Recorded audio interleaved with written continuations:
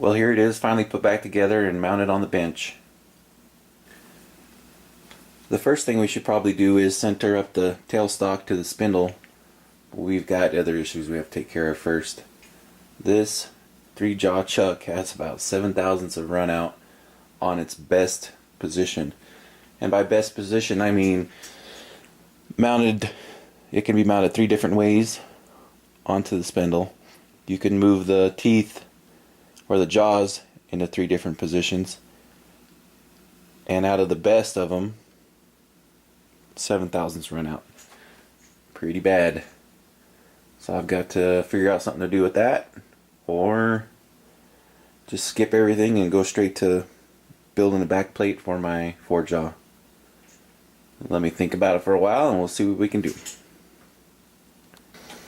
Just to show you what I meant by all the run out, I have this ground rod chucked up right now with my indicator setting on it. Let me get rid of the glare there. But as you can see, I am on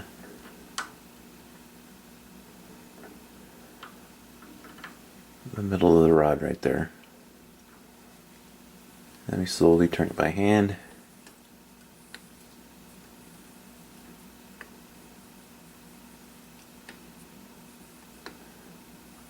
Over 7 thousandths.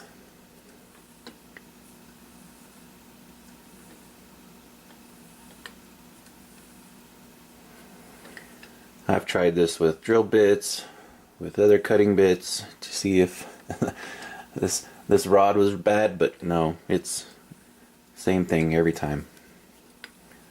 That is just horrible.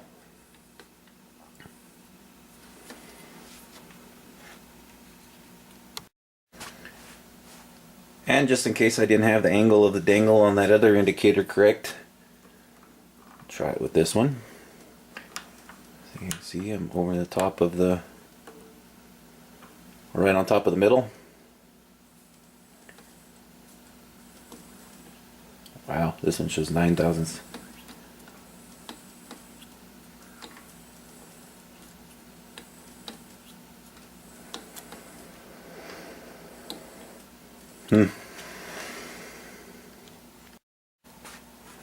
And when you can see the run out, you know it's bad.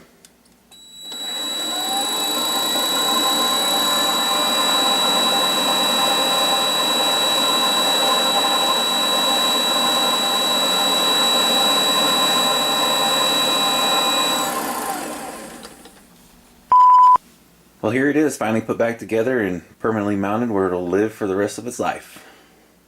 Probably not, because it'll be a short life.